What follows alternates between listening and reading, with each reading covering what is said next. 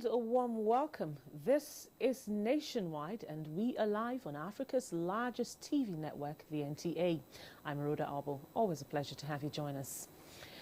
We'll begin Nationwide with activities in the legislature as the Senate on Ethics, Privileges and Public Petitions have been given 4 weeks to investigate allegations of irregularities against Senate President Bukola Saraki and Senator Dino Melaye.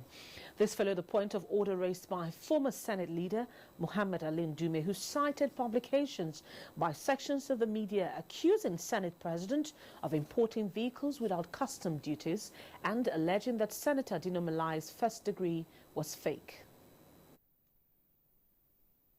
My colleagues that are following in ways, particularly online, have seen or have heard or read the reign of abuses on this Senate and the misconception of the fact that we invited the custom CG base for the eradication of Lassa fever in Nigeria and thus avert its threats to lives and well-being of citizens.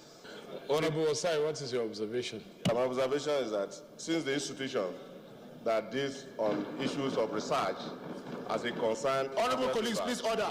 As a concern, Lassa fevers and other diseases in Nigeria lies within the ambit of the health services. President Yemi Osinbajo observed that initial contributions in the education sector were inherited from colonial times, stressing that it is becoming more evident that the country must chart its own course in education, a challenge noted the nation encounters regularly.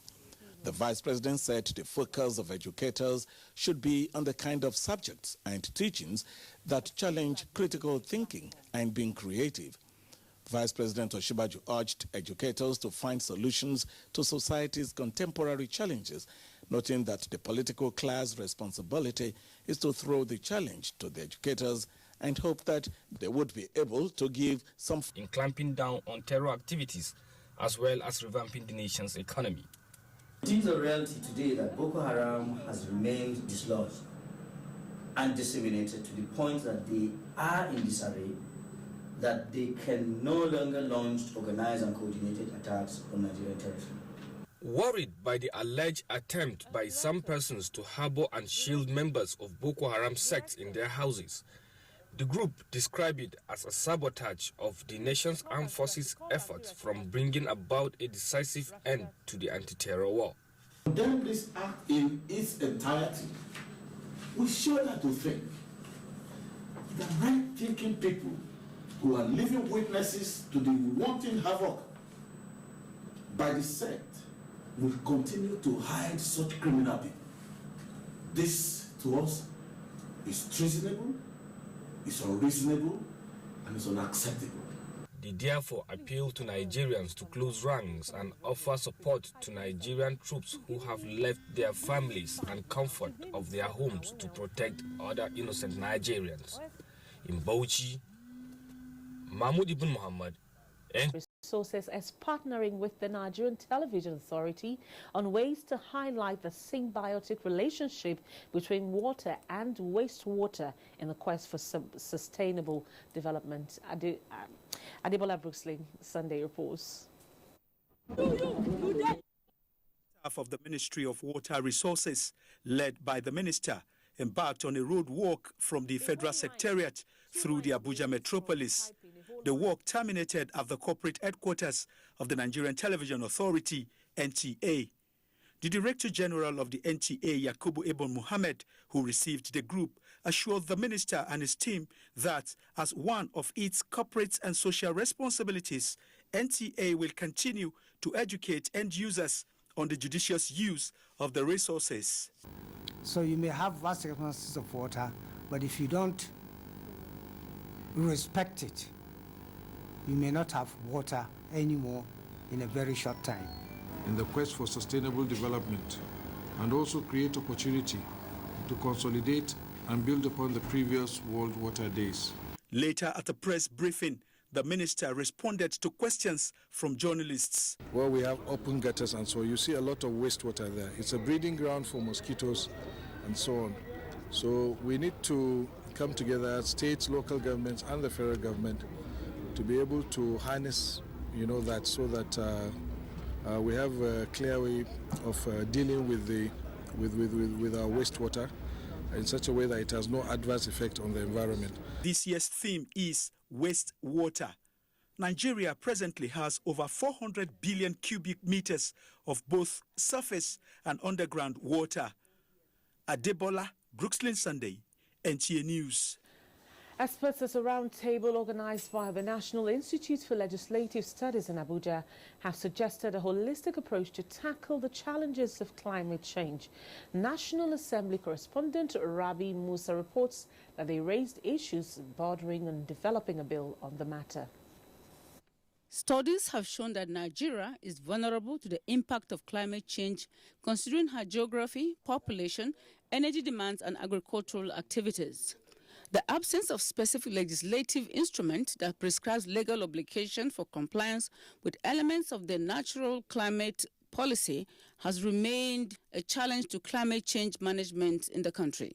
This is why a professor of law from the University of Jos, Dominic Asada, is advocating the mainstreaming of climate change adaptation into Nigeria's economic blueprint. Nigeria is expected to key in by setting up the appropriate legal instruments. Other speakers suggested measures that will reduce Nigeria's vulnerability to greenhouse gas emissions.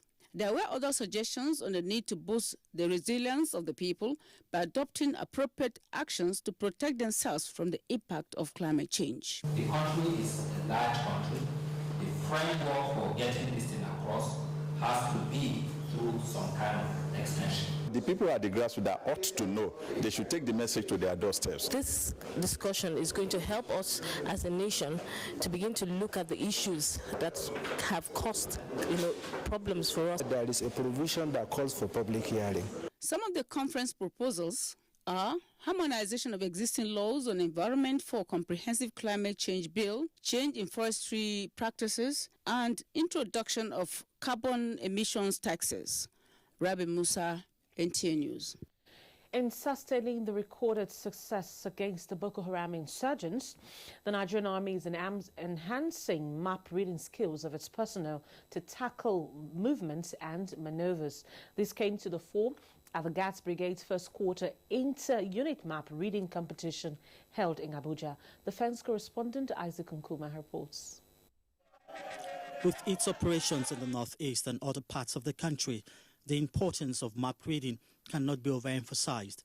This map reading competition by the Guards Brigade Nigerian Army is aimed at enhancing troops' efficiency in the use of modern navigational equipment such as the Global Positioning System, GPS, moving away from the traditional map reading using the compass. We are winning the war on insurgency in the northeast and addressing the security challenges on other parts of the country. This feat can only be sustained if we continue to train effectively. The Chief of Army Staff is doing everything possible to ensure that he creates the enabling environment for operations, training, and addressing welfare issues to make Nigerian Army one of the best anywhere in the world. 5 units participated in the competition, with each unit comprising 2 officers and 30 soldiers, among them 5 female personnel. They covered a distance of 9.48 kilometers point to point during the bush exercise. 176 Guards Battalion Gwagwalada emerged overall winner with a total time of 2 hours, 3 minutes. In Abuja, Isaac Nkuma, NTA News. Lagos is our first port of call nationwide today as 2 Chinese nationals are arraigned in Lagos. Ademola is there for us, our Lagos Network Center. Ademola, good afternoon. It's good to see you. Good afternoon to you, Rhoda, and warm welcome to Lagos. 2 Chinese and a Nigerian have been arraigned at the Federal High Court sitting in Lagos for alleged fake tire importation. They were arraigned before Justice Mojisola Olatoregun. Viera Chimoba was at the Federal High Court. Now reports. The 2 Chinese, Tao Longsheng and Zhu Jinyao, and the Nigerian Chinedu Madwike were arrested in Lagos last month by the Standards Organization of Nigeria Monitoring and Enforcement Team for allegedly importing substandard tires into the country. In a 5-count charge filed against them by the Office of the Attorney General of the Federation and Minister of Justice, The accused were alleged to have conspired and imported the tires, which did not comply with the mandatory standard, through means of stuffing various sizes of the tires into one, knowing same to be dangerous for driving. Charged with the defendants are two companies, Sinu Nigeria Import and Export Limited and Nedeka International Limited. When the charges were read and plea taken, they pleaded not guilty. Defense counsel Victor Okpara informed the court of the application for bail, but the prosecutor had filed a counter-affidavit vehemently opposing it. Though it was not argued but adopted, Justice Mojisola Laterego is expected to rule on the bail application. In Lagos, Viera Chumba, NTA News. The Lagos State government has once again stressed the need for states to learn from each other and explore their various areas of strength and strategic partnership to engender economic development. The state governor, Akinwumi Ambode, while receiving members of the National Economic Council Implementation Monitoring Committee, says the strategic partnership will unleash creative capabilities of Nigerians. The committee was led by the Minister of State for Budget and National Planning, Hajia Zainab Maina. Nosa Osula reports. Governor Ambode urged the federal government to create a framework that would allow states benefit from each other with the view to fostering concentric circle of growth in the country, as he also commended the committee for choosing Lagos as the first state to visit, saying that it was a confirmation of the success of the partnership between Lagos and Kebbi State on rice production. We have significantly improved on the gross domestic product of Lagos in terms of improving on the productivity of the citizens and making life more comfortable for them. We've improved so much on security to create that platform to allow people to be able to do their business more comfortably. The Honorable Minister of State for Budget and National Planning, Hajia Zainab Maina, earlier explained that her team was at the Lagos House as part of the flag-off of the implementation monitoring visit in line with the National Economic Council resolution and the retreat which the Vice President had with governors in 2016. And we chose projects that are sitting in the Ministry of Agriculture geared towards attaining food security. We chose projects that are infrastructural projects that are critical for improving the business environment as well as service to our people. The minister also commended the partnership between Lagos and Kebbi states on rice production, saying that the partnership was a sterling example of cooperation to expand growth. In Lagos, Nosa Osula, NTA News. The United Nations set aside 20th of March every year as International Day of Happiness. This initiative is in recognition of the need for civil society to appreciate and embrace an all-inclusive, equitable and balanced approach to issues affecting their well-being. Thekla Wilke went to the street of Lagos to find out how Nigerians are responding to this special day. The annual International Day of Happiness, which was adopted in the year 2012 by the United Nations and first celebrated in 2013, was primarily set to encourage individuals, groups, and the general society to create a happier environment, end poverty, reduce inequality, and protect the planet. Every little thing that comes my way makes me happy. For example, good health, food. As far as I have food on my table, I'm happy because I know some people are not privileged to have these things. Nigerians, however, are said to be one of the happiest people in the world, in spite of the challenges embedded in the social, economic, and personal life of the average Nigerian. And probably should be tagged World Personal Happiness Day instead of saying World Happiness Day. Happiness is a choice, so I choose to be always happy. As the world celebrates International Happiness Day, one wonders if Nigerians are aware of this special day and if the day has made a difference in their lives. To be sincere, I'm not aware of it. I yes say today is the world happiest day, but I'm not happy today because this government people say we could come out for this place so they lose our 10 kobo to take train children. Have they made efforts to make anyone happy? Yeah, that it has become my lifestyle to actually go out of my way to make people happy. But sometimes I don't appreciate it. Well, who cares? I still go ahead doing what I love doing. It is said that happiness brings about mutual bond and douses environmental tension. To this end, Nigerians have been admonished to look beyond today and create happiness in their immediate environment and society at large. In Lagos, Thekla Wilkie, NTA News. Trafficking of young persons outside the shores of the country accounts for less than 2% of the number of cases recorded annually. This and other facts about human trafficking were made known to members of the public at a rally organized by the Justice, Development and Peace Commission of the Catholic Church. The endurance trek from National Stadium in Surulere to St. Agnes Catholic Church in Maryland is symbolic of the Justice, Development and Peace Commission's commitment to ending trafficking of people in Nigeria. Focusing on the children on the people between the ages of 0 and 18. And that is why we are saying children they are and not slaves. The main focus of the rally is to draw attention to the plight of minors and teenagers at the hands of traffickers.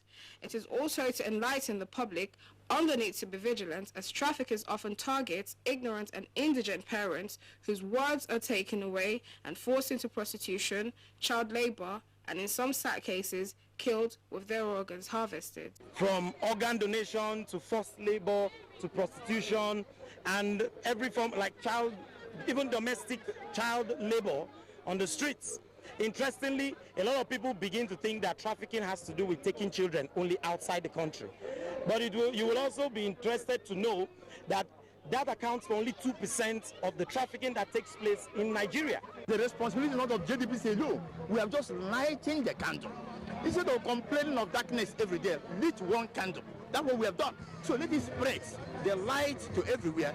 As the rally marched on, participants distributed flyers and other materials to members of the public, providing information on the dangers of human trafficking and how to contact relevant authorities in the case of suspected incidents. Well, that does it from Lagos. It's back to you, Rhoda, for more on Nationwide. Good afternoon. Ademola there for us in Lagos. Now, more service chiefs have been granted audience by President Muhammadu Buhari in furtherance of a strategic engagement with crucial stakeholders. Difficult environment within which you operate, characterized by the issues you raised, the land issues, the high interest rates, and so on. But we are working, even not just the private sector, even the government is working to address those issues. You can't have a situation where you have a functional mortgage industry where people are borrowing at 20% plus. Over the years, the bank has tried its best within the constraints of the finances available, the resources available to the bank. But certainly, the bank can do more if we have more resources, available to at the disposal of the bank. The result is that majority of Nigerians' low-income earners live in ramshackle houses located in squalid environment, while major cities are littered with exotic homes built by estate developers. Many of such mansions are unoccupied because of the exorbitant prices placed on them. We have to have in place a stable macroeconomic environment. Fortunately, we're on course with that. We've seen inflation beginning to come down and so on. We have to be able to sustain those things. Created in order to provide mortgage banks with the liquidity to now create new mortgages. The guests call for government at all levels to participate in reforming the system, while the developers should consider present-day realities to enable more Nigerians have access to decent accommodation. In Abuja, Aisha Oba Ali, NTA News. All right, time now for us to join Beauty, who is in our Enugu Network Center, as she would update us on Governor Rochas Okorocha's inspection of ongoing projects in that state, and of course other reports from our Enugu Network Center. Beauty, it's good to see you. Take it up from here. Thank you, Rhoda, and a very beautiful afternoon to you. Welcome to Enugu. There are plans by the Imo State government to modernize Owerri. The state capital has commenced in earnest with massive reconstruction work on major roads in the metropolis. Sele Osayende will tell us more. The urban renewal drive by the state governor, Rochas Okorocha, is to make Imo State one of the fastest growing cities in this part of the country.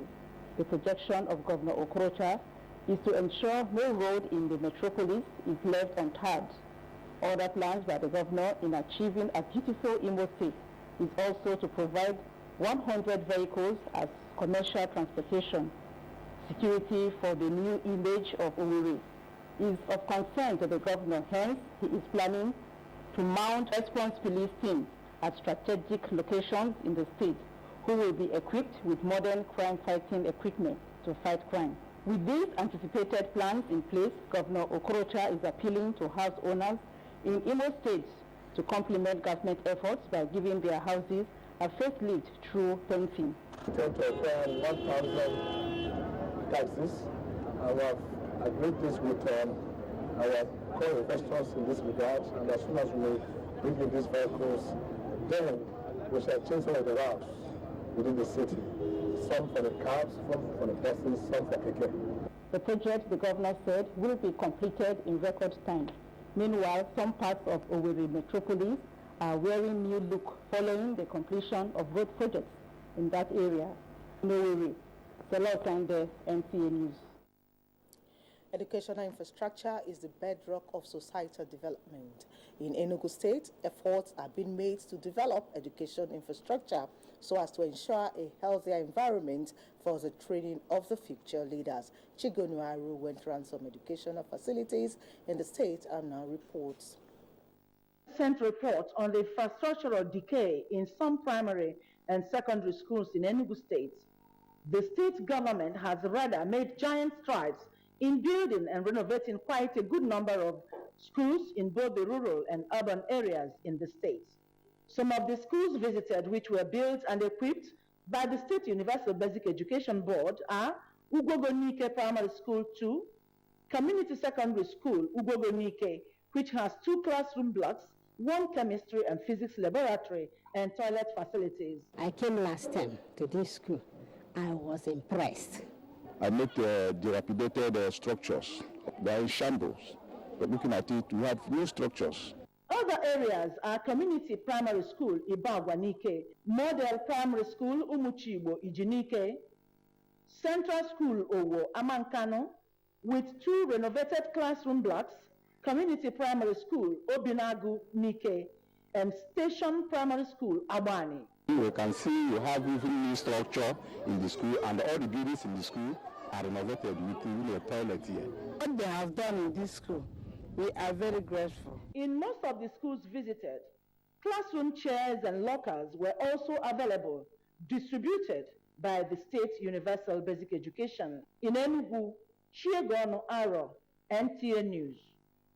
And that's our wrap here in Enugu. Do enjoy the rest of the afternoon. Rhoda, it's back to you in Abuja. Thank you very much, Beauty. Well, this is just a reminder that you can watch this news live on the go via the NTA mobile app, which you can download on your Android devices at the Google Play Store or the Apple Store if you use devices with iOS. We'll take a break now, and when Nationwide returns, we've got more reports for you, so stay with us. Change does not just happen. You and I and all of us must appreciate that we all have our part to play if we want to bring change about. We must change our lawless habits, our attitude to public office, and public trust.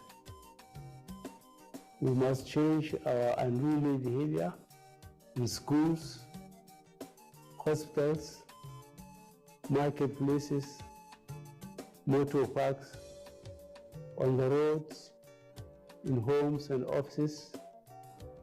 To bring about change, we must change ourselves by being law-abiding citizens.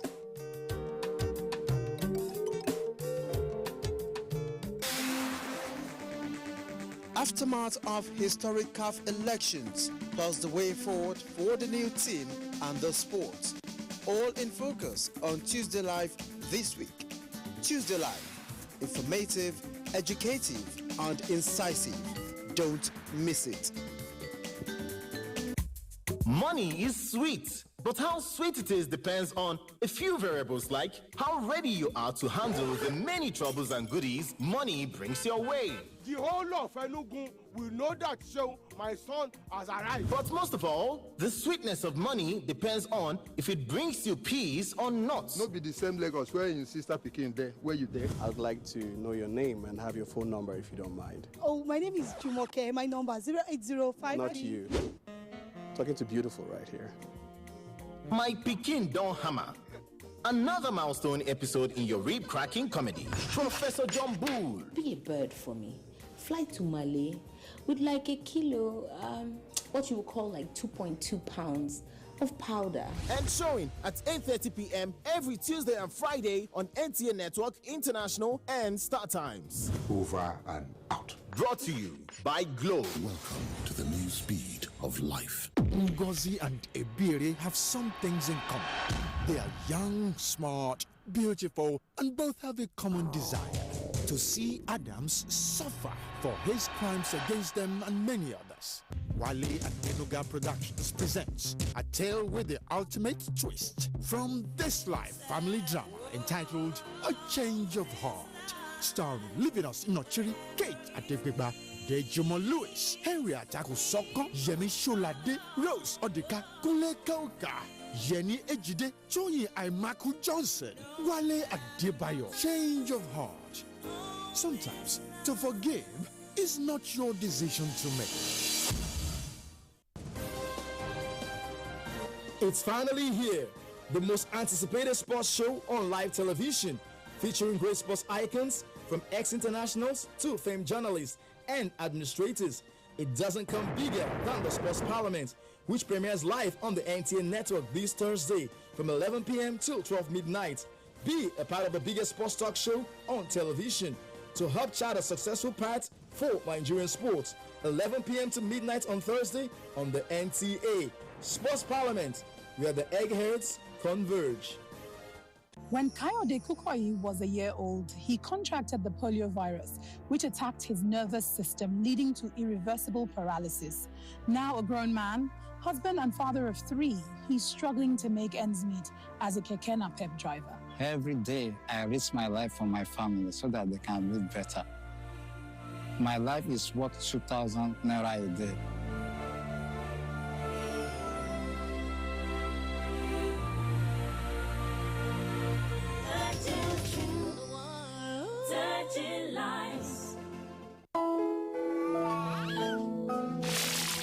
Being a mother is a lot of work. Being a caring mother is a daily task. To have a healthy mother and child, you need all the help you can get. Whatever your health concern is, a mother or child, join us on Mother Care on this station at this time, because we always say, being a mom, it's the best job in the world.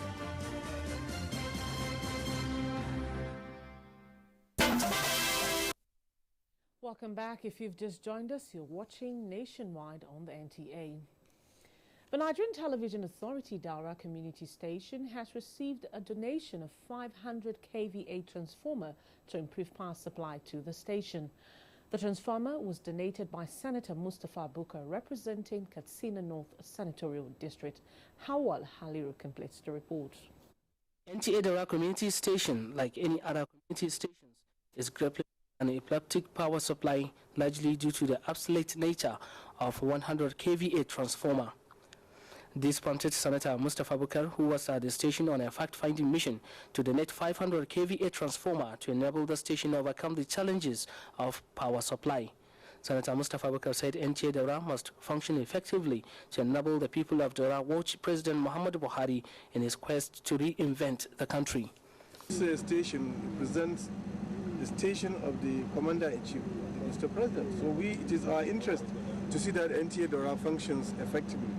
He thanked the board and management of the Nigerian Television Authority for bringing Star Times, which provide the community with a platform to watch a clear signals of the NTA. Other transformers provided by the senator will be distributed to some selected communities bedeviled by the challenges of steady power supply. Awal Haliru, NTA News. Oni of Ife, Oba Adeyeye Enito Ogunwusi II, has challenged Nigerians in the diaspora to inculcate the African traditional values of their children to their children. He gave the charge at a conference on upholding African culture in London. Bilkisu Abdurazak Odoye reports.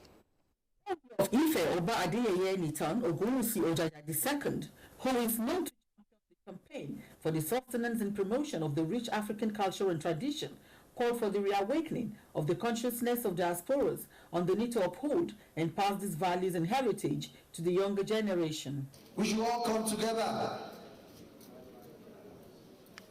to secure the future. We should all come together to love one another. We should all come together to think positively. Chairman Central Association of Nigerians in the UK, Kanuk, and the BL Foundation, Babatunde Loye, says the foundation is aimed at, among others, providing aid to internally displaced persons affected by war and natural disasters, as well as support for physically challenged persons in Nigeria, Africa, and the United Kingdom. The second major thrust of tonight is the promotion of an enabling business climate in the state of Osun. Some Nigerians recognized as beacon of hope within the community were presented with awards. In London, Bilkisu Abdurazak Oduoye, NTA News. Tomato farmers in Kaduna State on the way to a bumper harvest. Suleiman now gives us more details from Kaduna. Suleiman, it's over to you. Rhoda, and welcome. The Green Alternative Program of the federal government is receiving a boost in Kaduna State with the acquisition of about 800 hectares of land for the production of tomatoes as part of efforts to ensure food security in the country. Ahmad Umar Kudan reports that stakeholders in agriculture were at sites for assessment. Fadama 3 is one of the projects initiated by the federal government aimed at reducing poverty among the less privileged Nigerians through agricultural production assisted by World Bank. Kaduna State, being one of the largest producers of tomatoes in the country, is benefiting under the project. So far, about 100 million naira has been expanded through provision of improved seeds, fertilizer, and other agricultural inputs for bumper harvest. To assess the progress of the project, stakeholders in agriculture were at Mezere Danwata in Sobo local government area, where 50 irrigation farmers are into cultivation of tomatoes. And other production groups were also visited in Kuzuntu in Kubo local government area. This is an evidence to show that the green alternative of the federal government has been replicated down to the grassroots in Kaduna State, and this is working. And we're also happy that the farmers got improved variety, which is resistant to disease and pests. Some farmers expressed their gratitude with the kind of assistance they are receiving under the project. Isiaku Dauda is the Kaduna State Project Coordinator for Fadama 3. We gave them inputs, fertilizers, and advisory services how they will do their businesses very well. However, one of the major challenges facing these farmers is lack of good access roads to transport their agricultural products to market, as some do not have it easy to cross River Galma. In another development, the team has also visited Ikara Food Processing Company as part of effort to provide market for the farmers. In Kaduna, Ahmad Umar Kudan, NTA News. Ophthalmologists are worried with the increasing cases of glaucoma, a blinding disease which is irreversible. They advocate vigorous campaign to sensitize and enlighten people in Nigeria as the world ends Glaucoma Week. Austin Anyebe reports. Glaucoma is said to be the leading cause of irreversible blindness across the globe, with about 70 million people living with the disease. It is common among people who are over 40 years, with many not knowing that they have the disease until they go blind. Dr. Lani Olusegun is an ophthalmologist. The variety of glaucoma we have here does not give sign because it's the open angle variety, which is why it is sometimes referred to as the silent thief of sight. To mark the event in Kaduna, the National Eye Center organized a free lecture and training with hundreds of people in attendance, where ophthalmologists were emphatic that glaucoma has no cure. Dr. Akang Johnson represented the chief medical director of the hospital. The symptoms are not usually very obvious, except in certain types of glaucoma. And so it is now left for the patient to come so that he can be seen and screened. They told them that people with diabetes, hypertension, high pressure in the eye are at risk of glaucoma, hence the need for early detection through regular eye check. When we have patients that we are sure are indigent, they cannot afford, and we have proof of that, they waive off surgeries for them. And so we can do surgeries for them at no cost. Even though there is no known cure for glaucoma, if detected early, it can be managed with drugs, eye drops, and surgery to delay blindness. In Kaduna, Ostudanyebe, NT News. And Kaduna State Government, in partnership with the UNICEF, has purchased drugs worth millions of naira to help reduce malnutrition among children in Zaria, its environs, and other local government areas in the state. Jamai Masheleng has the details. The idea was to see for themselves how the purchased drugs are being applied to malnourished children. Come at the community level and see how services are delivered for children. And I think we were completely satisfied with what we have seen. Senior Director of West and Central Africa, Mary Pearl, comments on the move by UNICEF. What the governor wants, which is every little boy and every little girl in this state to be really fully immunized, healthy, going to school, and becoming a strong citizen, contributing to the state and contributing to Nigeria. Nutrition focal person Zaria local government Lawal Jibrin said the state government is geared towards improving child nutrition to ensure the general well-being of children. Dr. Bello Abdulkadir Salenkenzazaw comments. This hospital is built to help women to go for antenatal, collect injections and medication for their children. The baby food and drugs are expected to be given to children from 6 months after birth. In Zaria, Jemima Shelling, NTA News. And with that report is back to you, Rhoda, for more on the Nationwide. Good afternoon. Thank you, Suleiman. And back to an earlier report where we told you that more service chiefs have been granted audience by President Muhammadu Buhari in furtherance of his strategic engagement with critical stakeholders on national security. Now, State House correspondent Adamu Sambo reports that the meeting with top brass of the nation's military, which started last Friday, is aimed at maintaining a stable, secure and a prosperous Nigeria. If the alarming security situation inherited by the Buhari administration is anything to go by, no one will remain in doubt that the government's promise of securing Nigeria for efficient management has been largely delivered. What matters most now for President Muhammadu Buhari is sustainable peace, national security and stability for effective implementation of the change agenda, hence the latest engagement with the service chiefs. The country has to be secured to be efficiently managed. If there is no security, no matter your resources, human and material, you are not going to benefit from it. First to arrive at the State House was the Chief of Army Staff, Lieutenant General Tukuru Buratai, whose meeting with the President behind closed doors lasted about 1 hour. Their discussions, NTA News gathered, centered on ways and means of enhancing the capacity of the Nigerian Army in defending the territorial integrity of the country. General Buratai described the meeting as fruitful. Mr. President is happy with the Nigerian Army, happy with the military, and we'll continue to do our work as enshrined in the Constitution. And we equally reassure him of absolute loyalty to ensure that we discharge our constitutional responsibilities accordingly.